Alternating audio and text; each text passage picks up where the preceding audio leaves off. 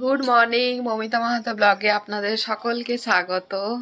অনেক দিন পর ব্লগটা করছি। ব্লগ করা প্রায় ছেড়েই দিয়েছিলাম, তারপরে আবারও শুরু করছি। এইরকমই হয়, হাউস ওয়াইফদের এরকমই হয়, কারণ ঘরের কাজগুলোই সব থেকে বেশি ইম্পর্ট্যান্ট থাকে। ঘরের কাজ করার পরই একটু ভিডিও করার সময় পাই। বিশেষ করে আমি অন্যান্যদের কথা বলছি, মানে জানি না অন্যান্যদের লাইফস্টাইল কীরকম সেটাও তো আমি জানি না। তো আমার ক্ষেত্রে এটাই হয়, আমি করি কিন্তু আবার সেই এলোমেলো হয়ে যায় সব কিছু। এটাই তো চ্যালেঞ্জ ইউটিউবে সাকসেসফুল হওয়ার জন্য, যে তুমি তোমার জীবনে সমস্ত কাজ করার পরেও সেগুলোকে ভিডিও মাধ্যমে কিভাবে দর্শকের সামনে তুলে ধরবে, সেটার জন্যই তো ইউটিউব। তো সে যাই হোক, আজকে একটা মানে খুব কাছের মানুষ আমাকে জিজ্ঞেস করছে যে তুমি সারাদিন ঘরে কি করো, তুমি মানে সারাদিন ঘরে কি করে তোমার সময়টা পেরোয়। সে অবশ্য চাকরি করে, কি আর বলবো, সে সকাল 8টা থেকে রাত 8টা পর্যন্ত চাকরি করে, তারপরেও তার জীবনটা খুব সুন্দরভাবে স্মুথভাবে চলে যাচ্ছে। তো মানে যেমন ক্যাজুয়ালি হয় না, তো সারাদিন কি করে কাজ কাটে। আমার এত চাকরি করার পরেও সময় বেঁচে যায়, কাজ করার পরেও সময় বেঁচে যায়, তো তোর কি করে সময়টা কাটে, এরকম কথা। তো বিশেষত বন্ধুরা জানেন, আমি না কারো মানে মুখের উপর সত্যি কথা বলতে খুব, মানে সত্যি কথাটা বলি না, বা মনে হয় যেন ও কষ্ট পাবে বা কিছু এরকম মনে হয়। তো তার উদ্দেশ্যে হয়তো ভিডিওটা দেখলে বুঝতে পারবে যে আমাকেই বলছে।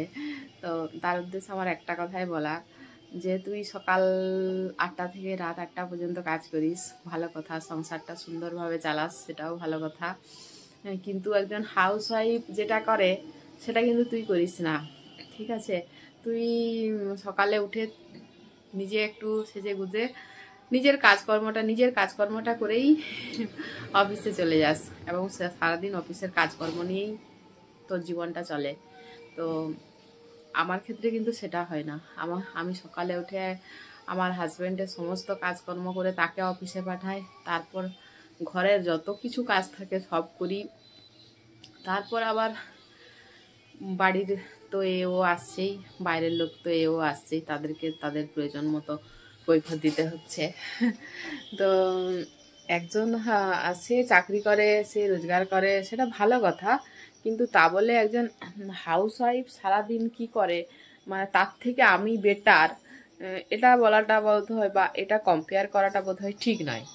মানে আমার যেটা মনে হলো, ঠিক আছে, সবাই সবার কাছে কাজে মানে ভালো। সে সে যে জায়গায়, সে একজন হাউস ওয়াইফের জায়গায় ভালো, তুমি চাকরি করছো, তুমি চাকরির জায়গায় ভালো, তুমি রোজগার করে সংসারটা টানছো, তার জায়গায় ভালো।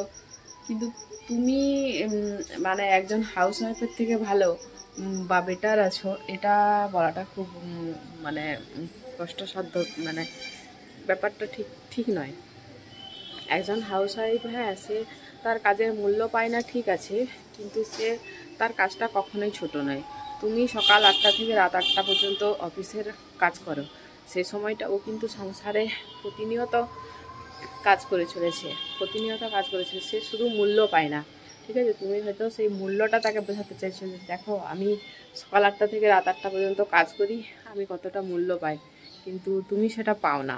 হ্যাঁ, অবশ্যই মূল্যটা পাই না, কারণ আমি হয়তো এই জীবনটাকেই বেছে নিয়েছি, হ্যাঁ, এই মূল্যহীন জীবনটাকেই আমি বেছে নিয়েছি, আর তুমি তোমার কাজের বিনিময়ে মূল্য পাবে সেই জিনিসটাকেই বেছে নিয়েছো, এটাই তফাৎ, ঠিক আছে?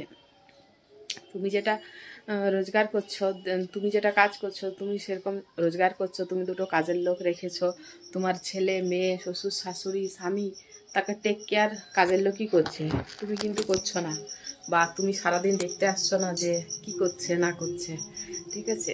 সেই হিসেবে একজন হাউস ওয়াইফ কিন্তু তোমার থেকে অনেকটাই আগে। তাদের অ্যাটাচমেন্টটা কিন্তু তার স্বামী বলুন, স্ত্রী বলুন, মানে স্বামী, সন্তান, পরিবারের সাথে অ্যাটাচমেন্টটা কিন্তু খুবই মানে বড়। তো সেখান থেকে কম্পেয়ার করা উচিত নয়, তবু আর কি বলবো,